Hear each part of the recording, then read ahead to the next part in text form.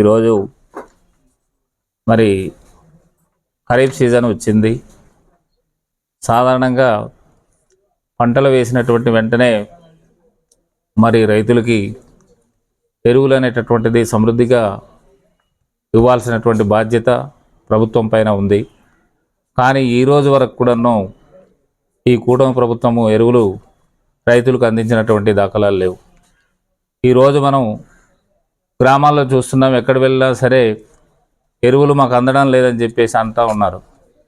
అయితే ప్రభుత్వము సాధారణంగా ఎరువులు సప్లై చేసేటప్పుడు 50% ప్రభుత్వం తరపున, అలాగే 50% మార్కెట్ వాళ్ళ తరపున ఇది కేటాయించాల్సినటువంటి బాధ్యత ప్రభుత్వం మీద ఉంది. కానీ వాళ్ళు ఈరోజు ఆ పరిస్థితి చేయలేదు. ఆ 50% ప్రైవేట్ వ్యక్తులకి ఇచ్చేసి ఈ ప్రభుత్వం తరపున ఇవ్వాల్సినటువంటి ఎరువులు యూరియా ఈ రోజు వరకు కూడాను మా ఆదివాసీ ప్రాంతాలైతే ఎక్కడ కూడా వచ్చినటువంటి దాఖలాలు లేవు.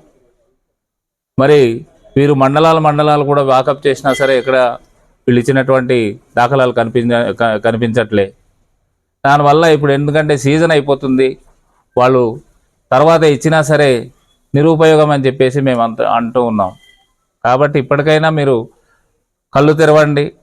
కళ్ళు తెరిచి ప్రజలకి ఏవైతే మీరు ఇచ్చినటువంటి హామీలు ఆ రోజు మీరు ప్రభుత్వం మేము ఏర్పాటు చేసిన తర్వాత ప్రతి దానికి మేము అండగా ఉంటామని చెప్పేసి ఎప్పుడైతే అన్నారో మరి ఎక్కడా కూడా మీరు మీ అండ అనేటటువంటిది ఇక్కడ కనిపించినటువంటి దాఖలాలు లేవు. మరి వైఎస్ఆర్ ప్రభుత్వం ఉన్నప్పుడు ఆ రోజు సకాలంలోనే రైతులకి ఎరువులు అందించగలిగింది, అలాగే వాళ్ళకి రైతు భరోసా ఇచ్చింది. కానీ మీరు అన్నదాత సుఖీభవ అని చెప్పేసి ఈరోజు వరకు కూడా అన్నదాత సుఖీభవ అనేటటువంటి పథకాలు మరి ఏ ప్రాంతాల్లో అంటే మన ఆంధ్రానికి వదిలేసి మరి ఇంకా వేరే రాష్ట్రాలకు ఎక్కడ అమలు పరుస్తున్నారేమో మీరు వెళ్ళి మాకు అదే అర్థం కావట్లేదు. కాబట్టి ఇప్పటికైనా కూటమి ప్రభుత్వం నాయకులు ఈ ప్రజల యొక్క బాగోగుల్ని గుర్తించి సకాలంలో వాళ్ళకి ఎరువులు పంపించేయాలని చెప్పేసి మేము డిమాండ్ చేస్తూ ఉన్నాం.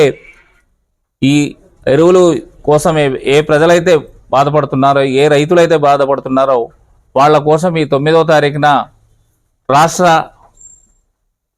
రాష్ట్రంపై మా అధ్యక్షులు వారు ప్రకటించిన ప్రకారంగాను ప్రతి ఆర్డీఓ కార్యాలయంలో మరి అన్నదాత పోరు అనేటటువంటి కార్యక్రమాన్ని మేము చేపట్టడం అనేటటువంటి జరుగుతూ ఉంది. వాళ్ళ తరపున అంటే రైతుల తరపున మా వైఎస్ఆర్ పార్టీ నాయకులంతా కూడా అండగా నిలబడతామని చెప్పేసి కూడా ఈ మీడియా పరంగా తెలియజేస్తున్నాను.